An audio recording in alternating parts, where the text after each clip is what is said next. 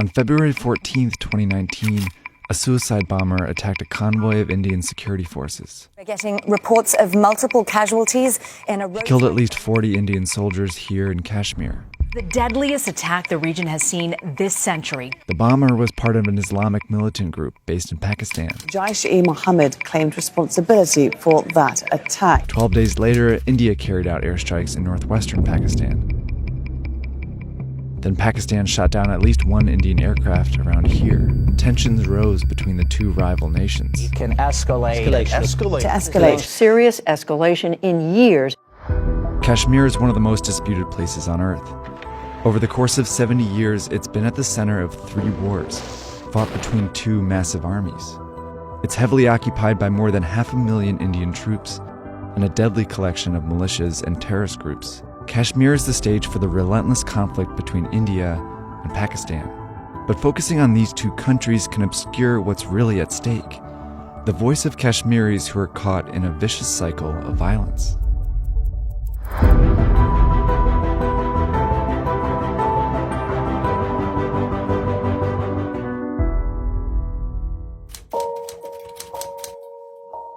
Whenever there is any conflict between India and Pakistan, Kashmir is always the battleground. Kashmir is a disputed area. It neither belongs to India nor belongs to Pakistan. 2 giants of nuclear giants, we are nothing in between them. There is always uncertainty. You never know what is going to happen. It can be a hartal, it can be a strike, anybody can be killed anytime. We are the pawns in their hands. It's a mess. It is a mess, and we have been affected in every possible direct and indirect way. I have been born in this conflict, and I have to die within this conflict. Kashmir is one of the most strategic places in the world, where 3 powerful countries collide: India, Pakistan, and China. China invaded and took this slice of Kashmir from India and was given this one by Pakistan. India and Pakistan control these parts but lay claim to more. This region is at the center of a brutal conflict over these disputed borders, so it's important to start when the borders were being drawn. In the mid-1800s, India was a patchwork of several hundred provinces and princely states under British rule. A century later, when British India won independence, the British left and hastily decided to split the region into 2. These areas would be a new Muslim-majority country, Pakistan, and this would be the mostly Hindu but secular India. The partition was bloody. Communal hatred flares up in the Punjab. 1 million people become refugees overnight. They flee from savagery and butchery that has never been exceeded, even in India's stormy history. Amid the chaos, some princely states were given the choice to join either country. In most cases, the ruling monarchs followed the will of their people. But this state, called Jammu and Kashmir, was different. It was right along this new border and had a Muslim-majority population, but was ruled by a Hindu monarch. When asked to pick a side, the ruler chose to stay neutral. Fearing that the monarch would join India, the Kashmiri population rebelled here in 1947. Armed tribesmen from Pakistan soon joined the fight. The monarch turned to India for military help and in exchange agreed to join them, which sparked the first Indo-Pakistan War in Kashmir. Continuing thus increased the threat to world peace and brought the dispute to the attention of the United Nations. The UN Security Council brokered a ceasefire in 1949, which established this line, with Pakistan controlling this side and India this one. It also asked Pakistani tribesmen to withdraw and Indian troops to follow so that Kashmir could hold a direct vote to decide its own future. But neither held up their end of the deal. Pakistan argued that Kashmir's Muslim-majority population rightfully belonged with them, while India insisted that Kashmir was handed over to them by the Hindu monarch, so they doubled down and added Kashmir to their constitution. The vote was never held. I think every person in Kashmir has been affected by India and Pakistan. The Kashmir is completely destroyed by India as well as by Pakistan. This is a territorial dispute, they call it. They don't need people. The main stakeholders are the Kashmiris. Their opinions are not being heard. Both countries continued to tighten their grip around it for decades.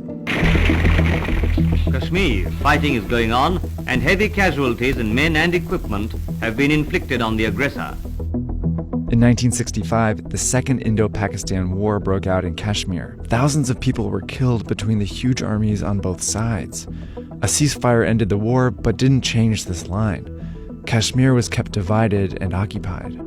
Another war broke out in 1971. This time the focus wasn't in Kashmir, it was in East Pakistan. Here, India helped rebels fight for independence and dealt Pakistan a devastating defeat.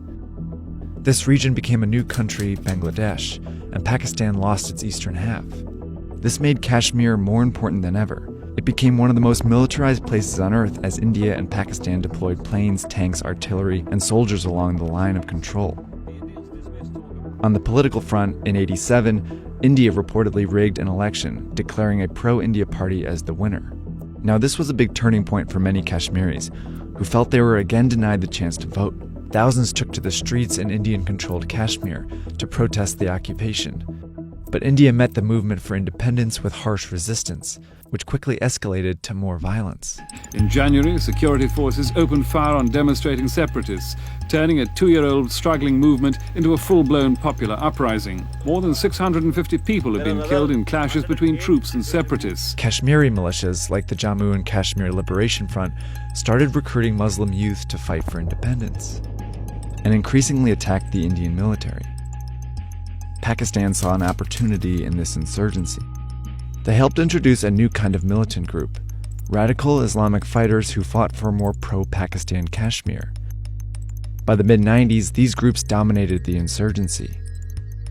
India responded with incredible military force, deploying 500,000 troops to Kashmir, and they cracked down on militants and protesters. Unarmed civilians were killed, and many were forced to flee the violence. And in '98, the stakes were raised yet again. Today, India conducted 3 underground nuclear tests. Pakistan today successfully conducted 5 nuclear tests. Kashmir became a battleground between 2 nuclear-armed nations, and another war broke out in 1999. More evidence of the attacks being launched on the Indian-controlled area of Kargil. The past 2 days have seen some of the fiercest fighting so far.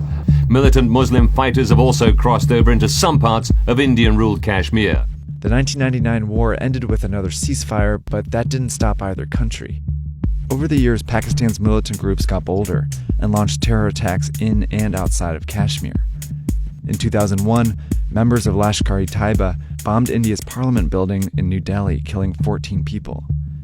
And in 2008, 10 militants from the same group killed 174 people and wounded 300 in Mumbai. Meanwhile, Indian military cracked down in Kashmir, firing bullets and pellets on unarmed protesters, leaving hundreds wounded and blind. This is the vicious cycle of violence. The Indian Army's crackdown drives some Kashmiris to join Pakistani-backed militant groups who carry out violence against the Indian forces. It's a cycle that Kashmiri civilians are stuck in the middle of.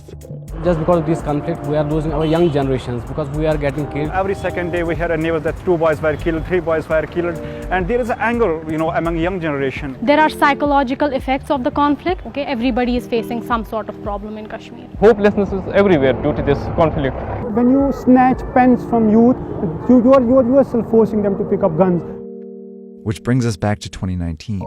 The suicide bomber was 19-year-old Adil Ahmed Dar from Pulwama, Kashmir. According to his parents, in 2016, Indian police officers stopped him and humiliated him by forcing his face into the ground. The same year, he was shot in the leg at a protest. The next year, Dar left home with his brothers to join Jaish-e-Mohammed, a Pakistani-supported militia that radicalized him and trained him to be a suicide bomber. A year later, he drove explosives into an Indian military convoy. For more than 70 years, India and Pakistan have driven a cycle of violence, retaliation, and exploitation in Kashmir. But beneath it all is the Kashmiris' wish to make a choice. A wish that continues to be suppressed again and again by violence. The best way to handle the Kashmir situation is to have a dialogue and to hold a referendum. And both of the countries are not doing anything as such. In every action, there is equal and opposite reaction. The more suppression you face, the more you rise. I just want to get a freedom, to get a right to do everything. As a teenager, I have big dreams. But as a Kashmiri, the dreams are suppressed here.